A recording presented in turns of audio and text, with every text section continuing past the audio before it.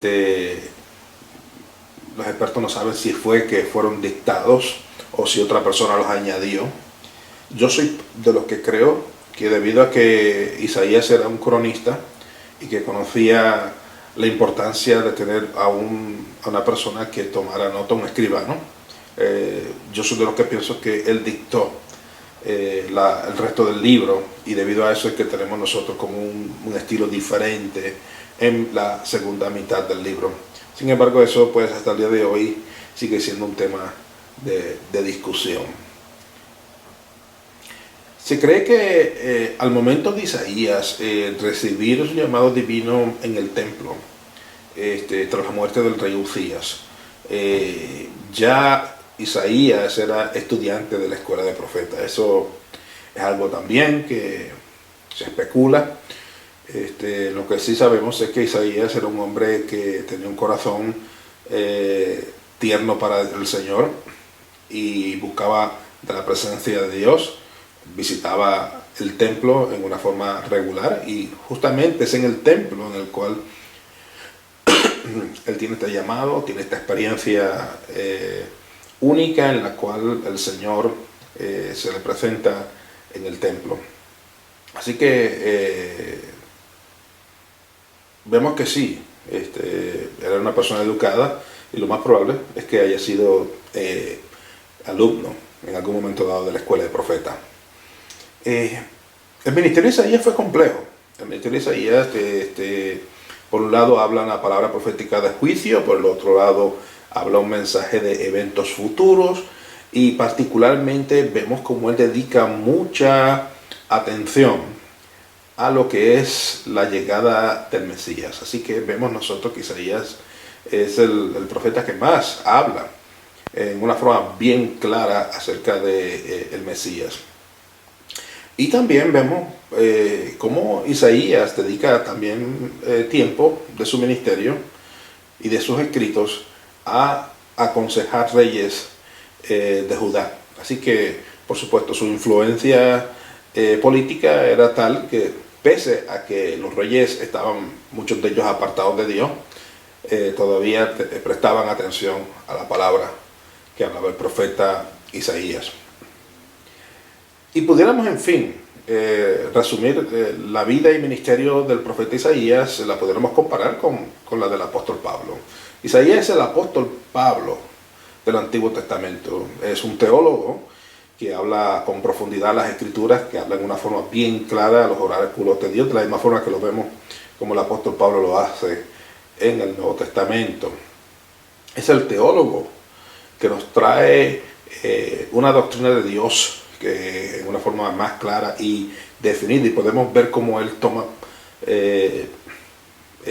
pensamientos teológicos distorsionados que vemos. Por ejemplo, uno de los temas que Isaías trata es acerca de lo que es el pecado generacional. Vemos que hay un grupo teológico hoy día en muchos círculos evangélicos que hablan acerca de maldiciones generacionales, y sin embargo sabemos, porque Isaías es muy claro al él hacer esta aclaración de que cada uno de nosotros somos responsables individualmente por nuestro pecado. Nuestros hijos no son responsables por nuestros pecados, nuestros nietos no son responsables por nuestros pecados. Lo que sí existe es consecuencias. Por ejemplo, una persona que es alcohólica y abandona su empleo y su familia, las consecuencias es que pierde su empleo, consecuencias es que su esposo la abandona, consecuencias es que hay una posibilidad que los niños que vieron el ejemplo de su padre probablemente sigan el ejemplo del padre, y esa segunda generación o tercera generación pudiera convertirse en alcohólicos también. Pero eso no significa bajo ninguna circunstancia de que esas personas esa segunda o tercera generación están cumpliendo con algún tipo de maldición generacional, sino que están sufriendo las consecuencias del pecado de su padre.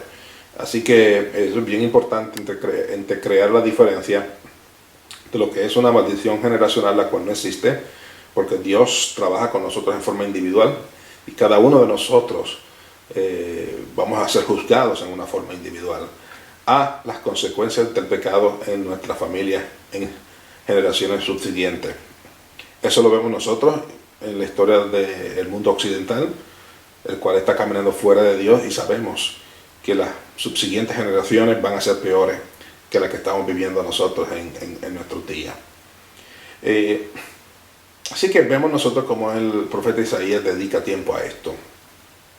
Isaías nos da un mensaje más directo y claro acerca de la santidad a Yahweh, la santidad al Señor Dios.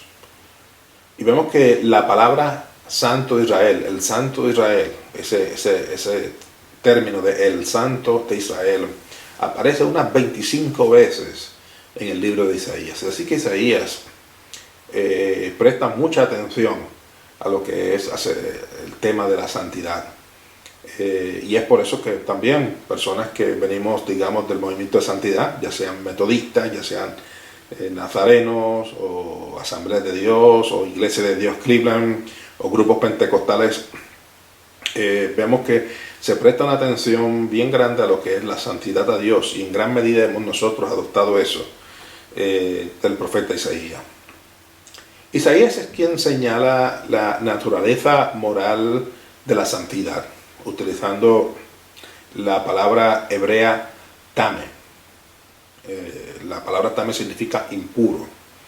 En vez de utilizar la palabra profano, como otros escritores habían hablado. Así que vemos nosotros que Isaías añade un elemento más personal de lo que típicamente había sido utilizado en términos desde el punto de vista litúrgico y ritual de lo que es la santidad al Señor. Isaías también nos presenta a Yahweh como Salvador. Nos presenta a Yahweh como el Padre, como Redentor. Así que lo vemos como el gobernante único y supremo en los ojos del profeta Isaías. Él también nos habla acerca del Espíritu Santo, utilizando la expresión el Espíritu de Dios o el Espíritu de Yahweh. Por ejemplo, eso lo vemos en Isaías capítulo 42, verso 1, y en el capítulo 63, verso 10. Isaías también nos habla acerca de la relación de los seres humanos con Dios.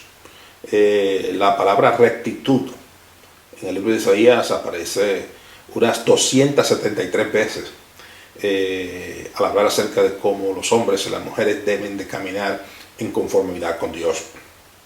Y vemos que la palabra juicio aparece en el libro de Isaías unas 420 veces, haciendo denotar la rectitud demandada por Dios a su pueblo a lo largo de su vida. Bien, la contribución teológica más importante de Isaías para los cristianos, por supuesto, es la figura del siervo. La figura del siervo de Dios, la figura del siervo de Yahweh, y eso usted lo puede comparar con Hechos capítulo 8, verso 35.